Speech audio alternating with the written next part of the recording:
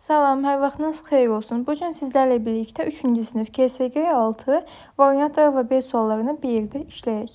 Əvvəlcə birinci sualdan başlayaq. Şirvanşahlar Sarayı harada yerləşir? Bilirik ki, Şirvanşahlar Sarayı Bakıda yerləşirdi.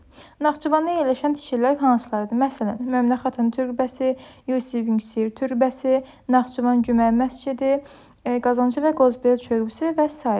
İkinci sual. Azərbaycan Dövlət Akademik Filarmoniyası qızılı rəngə boyanmış qoşa güllələr nəyi xatırladırdı? Əgər qoşa güllələr deyiriksə, o zaman olacaq kral tacını. Çünki qoşa güllələr hər zaman qızılı rəngli olan kral tacını xatırladırdı. Üçüncü sual. Əvvəlcədən düzəldilmiş ilkin nümunə nə adlanırdı? İllüstrasiya mətninin rəsm vasitəsilə əyani görünüşü deməkdir. Origami isə kağız qatlama sənətidir. Maket isə ilkin nümunə adlanırdı. Məsələn, hər hansı binanın layihəsini tikərkən əvvəlcə onun maketini, yəni ilkin nümunəsini yaradırdılar. Dördüncü sual. Koroğlu operası üçün eskiz çəkmiş rəssam kim olmuşdu? Koroğlu at belində, Xaqani Şirvani bunların əsərini çəkən rəssam Qəzənfər Xalqov olmuşdu. Ancaq eskizini çəkən rəssam isə Tahir Salaxov. C variantı.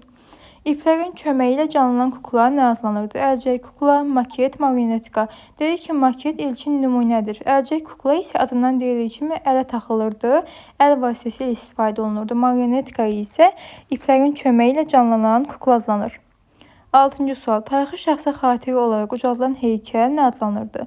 Türbə, duran ev mənasında işlənilirdi.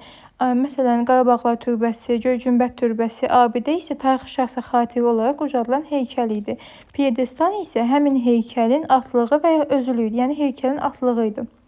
7-ci sual. Nizami Gəncəvinin heykəlini kim yaratmışdı? Nizami Gəncəvinin portretini deməli kim yaratdı? Qəzənfər Xalqov. Ancaq heykəlini isə yaratmışdır Fuad Əbdürrəhmanov. C variantı. 8-ci sual. Üzərinə heykəl, sütun, dikələn atlıq və ya özül nə adlanır? Bayaq dedik ki, heykəlin atlığı nə adlanırdı? Piedestal, yəni C variantı. Abidə isə tarixi şəxsə xatirə olaraq ucadılan heykəldir. 9-cu sual. Tokay Məmmədov və İbrahim Zeynalovun birlikdə yaratdığı heykəl hansıdır? Nəsimim olacaq A variantı. Məhəmməd Füzulini Ömər Eldarov və Tokay Məmmədov birlikdə yaratmış. Üzeyir Hacıbəylini isə həm Tokay Məmmədov, həm də Ömər Eldarov yaratmışdır. 10-cu sual. Tokay Məmmədov və Ömər Eldarov birlikdə yaratdığı heykəl hansıdır? Nəsimini dedik ki, Tokay Məmmədov İbrahim Zeynalovla birlikdə yaratmışdı. Məhəmməd Füzulini isə Tokay Məmmədov, Ömər Eldarov. Nizami Gəncəvinin heykəlini isə Fuad Əbdürrəhmanov. 11-ci sual. Muzeydə nümayiş etdirilən məmulat nə adlanır? Ancaq eksponatların nümayiş olunduğu məkan muzeydir. Muzeydə nümayiş olunan məmulat eksponat adlanır. B variantı idi. Ekspozisiya isə həmin məmulatların qayda ilə düzülüşüdür. Marionetka isə iplərin köməyi ilə canlanan kukladır. 12-ci sual. Tarixi dəyərlərin, əsərlərin saxlandığı yer nə adlanır? Bayaq dedik ki, həmin əsərlərin toplandığı məkan muzey adlanırdı. Antika qədim deməkdir. Ekspozisiya isə məmulatların sıra ilə düzülüşüdür. 13-cü sual. Hansı əsər Altay Hacıyevə aiddir? Mənim diyarım, Samovarlar yaz nəğməsi. Mənim diyarım Xalidə Səfərovadır. Samovarlar deməli Məhəmməd Orucov, yaz nəğməsi isə Altay Hacıyevin qrafika növündə işlədiyi əsərdir. 14-cü sual. Ekspozisiya nə deməkdir? Ekspozisiya muzeydə nümayiş etdirilən məmulatın sıra ilə düzülüşüdür. 15-ci sual. Heykəl nə deməkdir? Heykəl bərk materialdan yaradılan təsvirdir. İki növə bölünürdü. Dəyirmi və relyefdir. Məsələn, heykəllər qrupu statuya, statüetka, relyef özü isə iki növə bölünürdü. Barelyef və qarelyef. Yəni bunların hamısı heykəltaraşlığın növləridir. Qarelyef yarıdan çox qabardılırdı. Barelyef isə yarıdan az qabardılmış heykəltaraşlıq növüydü. 16-cı sual. Küçələri bəzəyən fənərlər mövzusunda rəsm çəkin. 10 ballıq sualdır. A variantı bu qədər. İndi isə B variantına keçid edək. Variant B, birinci sual. Eksponatların müəyyən qayda düzülüşü nə adlanırdı? Muzey dedik ki, əsərlərin nümayiş olunduğu məkandır. Ekspozisiya isə eksponatların müəyyən qayda düzülüşü adlanırdı. Eksponat isə muzeydə nümayiş etdirilən məmulatdır. 2-ci sual. Nizami Gəncəvinin heykəlini kim yaratmışdır? Fuad Əbdürrəhmanov, Tokay Məmmədov, Ömər Eldarov. Nizami Gəncəvinin heykəlini Fuad Əbdürrəhmanov yaratmışdır. A variantı. Üçüncü sual. Monumental sözünün mənası nədir? Kiçik heykəl, möhtəşəm, yaradıcıdır.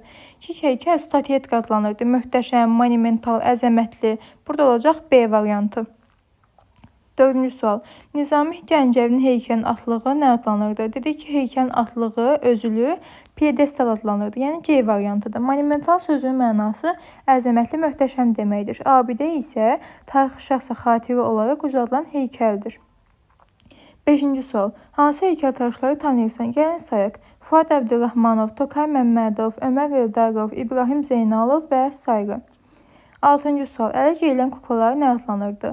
İplərin köməyi ilə canlanan kuklalar marionetka adlanır. Ancaq ələ geyilən kuklaları isə adından deyildiyi kimi əlcək kukla adlanırdı. Maket isə hər hansı binanın ilkin nümunəsi adlanırdı. 7-ci sual. Koroğlunun silahdaşlar eskizini hansı rəssam çəkmişdir? Dedik ki, Koroğluya aid bütün eskizləri Tahir Salahov yaratmışdır. Yəni B variantı. Qoşa qala qapıların üzərində hansı naxışdan istifadə olunmuşdu? Qoşa qala qapıların üzərində heyvan təsvirləri istifadə olunmuşdu. Heyvan təsvirləri nə adlanırdı? Zomov. Yəni ornamentin 3 növü var. Zomov, nəbati, həndəsi. Nəbatidə gül, çiçək, yarpaqlar, həndəsidə kvadrat, üçbucaq və s. Ancaq zomovda isə heyvan təsvirləri istifadə olunurdu. 9-cu sual. Hansı əsər Xalidə Səfərovaya aiddir? Yaz nəğməsi, Bayram axşamı, Mənim diyarım. Yaz nəğməsi Altay Hacıyev, Bayram axşamı Məhəmməd Orucov, Mənim diyarım Xalidə Səfərovanın Rəngkarlıq növündə işlədiyi əsərdir.